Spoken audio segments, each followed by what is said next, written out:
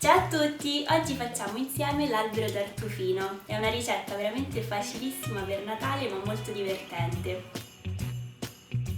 Ho realizzato dei tartufini velocissimi in tanti gusti diversi, così a Natale ognuno potrà scegliere quello che più gli piace. Io ho fatto la forma d'alberello, però potete divertirvi a fare la forma che più preferite, come ad esempio a stella, a pupazzo di neve oppure a campanella di Natale.